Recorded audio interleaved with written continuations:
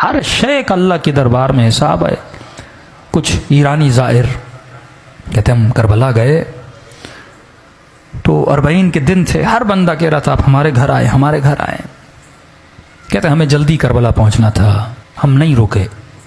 एक छोटा सा गांव था बीच में, एक बूढ़ा 75 साल का, उसने आकर हमारे कदम पकड़ लिए। इतनी शिद्दत से रो रहा था, लग ये रहा था अगर इसकी दावत को कबूल न किया कहीं इसे यहीं पे सख्त तारी ना हो जाए। का ज्यादा नहीं, बस आओ मेरे सुफरे पे खाना खाओ। अगर तू मेरे सुफरे पे खाना खाएगा मैं ऐसे महसूस करूंगा कि गोया हुसैन मेरे घर में मेहमान बन के आए। खुलूस। हमने कहा बूढ़ा है, हमने कहा ठीक है खाना खाएंगे पर जल्दी निकल जाएंगे। कहा ठीक है 1-2 घंटा आराम करो, अपनी जोराबे दो, मेले कपड़े दो, वो भी धुलने के लिए देता हूँ, थोड़े फ्रेश हो जाओगे, 2 लुक़मे खाने खाओ, मुझ गरीब का दिल खुश हो जाएगा। कहते हैं उसके घर हम चले गए। उसने कहा ठीक है मैं 1 घंटे में खाना तैयार करता हूँ। हम थोड़ा कमर सीधी करके बैठ गए। उस बूढ़े के घर की दीवार के ऊपर एक पेंटिंग लगी थी। पेंटिंग थोड़ी अजीब थी जिसने हमें अपनी तरफ खींचा। हमने क्या देखा, उस पेंटिंग पे एक ताबूत है, मैयत है अंदर। उस ताबूत के साथ में कब्र है खुदी हुई। हमने कहा ये कैसी पेंटिंग है, लोगों के घरों में जाओ या करबला की जरिए ये चीजें हैं, लेकिन ये कैसी पेंटिंग है जिसमें ताबूत है, ताबूत के अंदर मैयत और सामने खुदी हुई कब्र है। बूढ़ा आया, हमने कहा बूढ़े बताओ ये पेंटिंग का माजरा क्या है। उसने कहा पहले खाना खा लो, कहीं ऐसा ना मैं बताऊं तुम रोने लगो। मौला के ज़ाहिर हो, सुकून से खाना खाओ। इसरार किया कर नहीं, खाना खाओ। खाना खा लिया हमने कहा अब बता। कहा ये जो ताबूत देख रहे हो ये मेरा ताबूत है, ये जो कब्र देख रहे हो ये मेरी कब्र है। एक दिन मैं मर चुका था, मेरा जनाजा ताबूत में था, इसी तरह मेरी कब्र खुदी हुई थी। आज जो मैं तुम्हारे सामने जिंदा हूं ना, ये हुसैन की दुआ का नतीजा है। ऐसे कई मौजूज़े हो चुके हैं। का जरा समझा तू कहना क्या चाहता है। का मेरे पूरे गांव वाले से पूछो कि ये बूढ़ा जिसके घर हमने खाना खाया है इसका माजी कैसा था, तो सारे गांव वाले गवाही देंगे हमारे गांव में इससे बड़ा कोई फासिक नहीं था। का मुझे नहीं याद कोई ऐसा गुनाह था जो मैंने नहीं किया। मेरा हुसैन इब्न अली से लेना देना नहीं था, मेरी एक अपनी गफलत की जिंदगी थी। सद्दाम वासिल जहन्नुम हुआ, 40 का सिलसिला शुरू हुआ।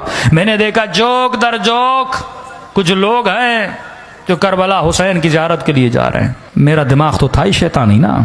मैंने कहा जाता हूँ इन ज़ायरों को लूटता हूँ, किसी का मोबाइल लूटूंगा, किसी के पैसे लूटूंगा, थके हुए टूटे हुए सो जाएंगे, लूट लूंगा। कहता निकला अपने इरादा लेकर, चाय की सबीलें, खाने की सबीलें, मौकब पे मौकब लगा हुआ। दिल किया कि चाय पीऊँ।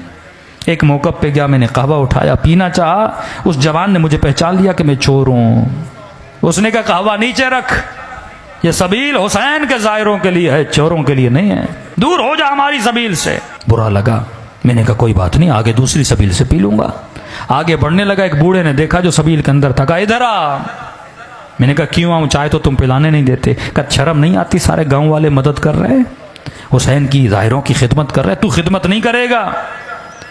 मैंने कहा क्या करूं। अब कहता मैं हुसैन को जानता नहीं, मानता नहीं, कोई गरज नहीं, कोई लालच नहीं।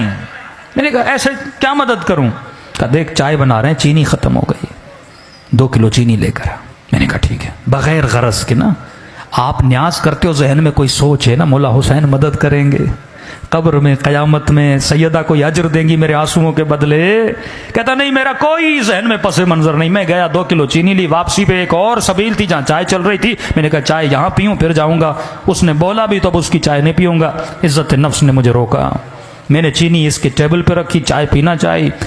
उस सबील वाले ने समझा मैं उसके लिए लेकर आया हूँ। उसने कहा मौला का ज़ाहिर चीनी लेकर आया है। मैं रोक न सका, बता न सका कि आपके लिए नहीं अगले वाले के लिए। उसने उठा ली, मैंने कहा कोई बात नहीं, 2 किलो और लेता हूं। आगे बढ़ा, कहता है कज़ा पूछ के नहीं आती। आज मजमे में बैठा अगर मोमिन ये समझ रहा है ना 2 साल के बाद मरूंगा, 10 साल के बाद मरूंगा, ये तेरी भूल है। सेकंड लगते हैं रूह को बदन से निकलने में। कहता सीने में तकलीफ हुई, जमीन पे गिर पड़ा, अचानक देखा रूह निकल चुकी है, बदन जमीन पे पड़ा हुआ है। लोग दौड़े दौड़ा चेक किया कि बंदा मर चुका। का इतना फासिक था, मेरे जनाजे को कांधा देने के लिए मेरे रिश्तेदार तैयार नहीं थे। 4 मजदूर ढूंढे, उन्होंने कांधा दिया।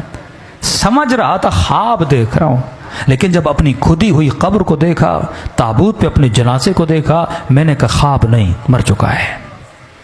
कहता इस आलम में परेशान खड़ा था, किसे पुकारूं? बंदा कुछ करे तो अल्लाह को पुकारे ना, न खुदा को सही से मानता था। कहता है कब्र के किनारे पे 2 अजाब के फरिश्ते खड़े थे, हाथ में गुर्ज लिए। इतनी हैबत थी इनके वजूद में, जब देखते थे गोया मेरे अंदर से जान को खींच लेते थे।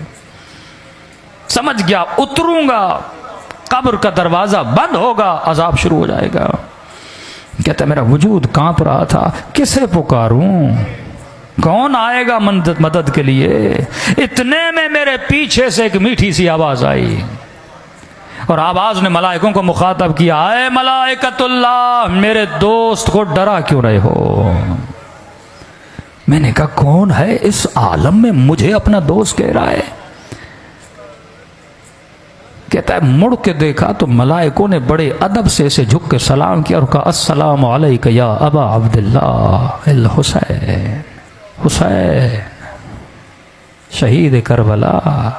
हुसैन ने मुझे अपना दोस्त कहा मुझसे ज्यादा मलाइकों ने ताज्जुब किया।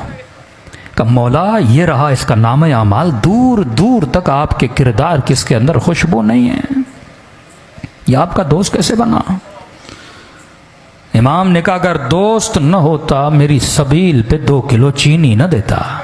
कौन देता है बेगरज किसी को कोई चीज। कहा हुसैन गुनाह बहुत है, 2 किलो चीनी की कीमत क्या, ये हुसैन है, जरा जरा चीज का हिसाब रखता है हुसैन, ये करीम है। अजीब जुमले इस बूढ़े ने कहे कि सुनने वाले ईरानी सारे जाहिर रोने लगे। कि इतने करीम है, हमें पता नहीं था मौला हुसैन का। इमाम ने कहा 2 किलो चीनी के अंदर जितने चीनी के दाने थे, हर दाने के एवज इसका एक गुनाह मिटा दो। कहा मौला मिटा दिए, अब भी गुनाह बहुत है।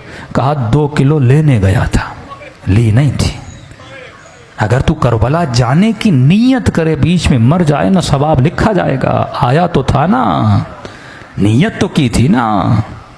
इमाम ने कहा दानों को काउंट करो, हर दाने के। बस कहने लगे मौला हुसैन अब भी गुनाह बहुत है। बूढ़ा रोकर अपना सर पीट के कहने लगा, जब ये कहा ना मौला अब भी गुनाह ज्यादा है, कहता मैंने सर झुका लिया, अब हुसैन क्या देंगे, कुछ है ही नहीं। क्या मौला हुसैन ने कहा और कितने किलो की जरूरत है, हुसैन खुद खरीद के देगा। का एक शफकत भरी निगाह से मुझे देखा, कहा वापस चला जा, और बन के वापस आना। अब अगली बार जब आओ ना, हुसैन को मलाइकों के सामने शर्मिंदा होने न देना। तभी फरमाया एक आंसू के बदले में हम तुझे हुर बना देते हैं। ये मत समझो आंसू निकलते हैं रायगां चले गए का, नहीं, सैयदा ज़हरा अपने रुमाल में जमा करती है।